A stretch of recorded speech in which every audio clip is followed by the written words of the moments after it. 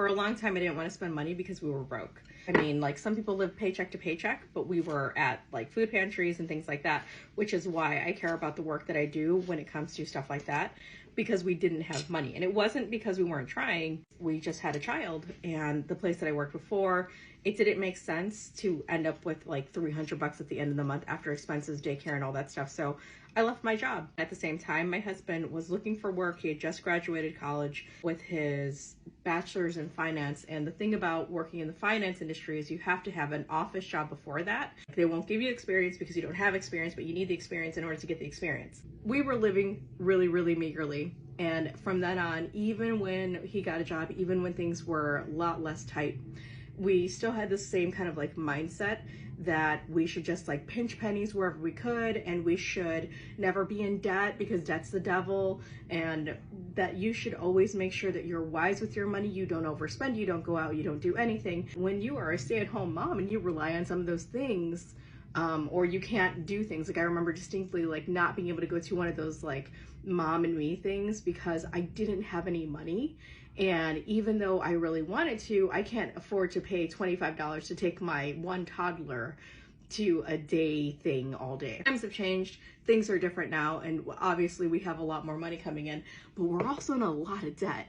And the reason why we're in debt is because of that stove and that refrigerator, because my last refrigerator broke, and at the same time that the refrigerator broke, the fence was being built, and we made sure that we went into debt for that one because we were going to be homeschooling. So if we're homeschooling, we need to have access to our yard. I want to be able to garden in peace without like people driving by our alley and looking at me. So we made the investment. It's an investment. And when you start to look at debt like it's an investment, it changes your perspective, and you know why you did it, and you know why you're doing things. Now, I'm the first person to tell people to go buy a cup of coffee.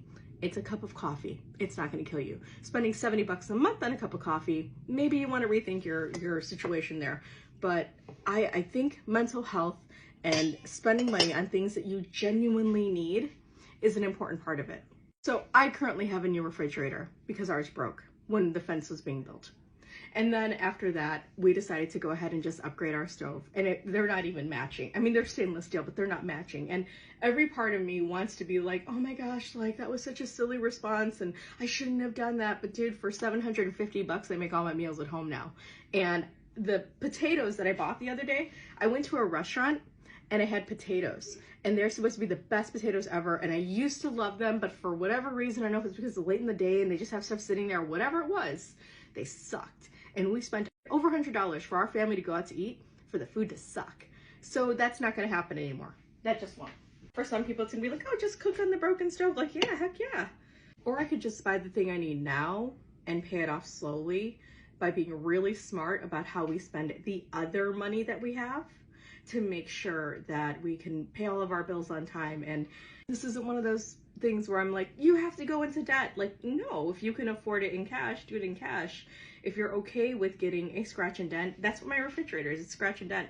My stove is the only appliance in my entire life that I've had that is brand new. Like new. And I learned from so many years of going on the Facebook marketplace and getting a new stove, or getting somebody to fix my stove, or something about a hand-me-down stove, or washers and dryers and things like that, that if you just invest, you'll save so much more time and so much more energy, and you won't be frustrated all the time like I was, because I was super mad a lot of the time because things just didn't work. I need things to work. In order for me not to go to Taco Bell 3 times a week, I need to be able to make food at home and cook.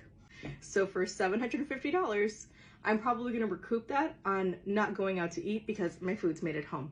And I know eggs are expensive, and I'm so sick and tired of people saying, well, eggs are so expensive. Like, yeah, bitch, they are.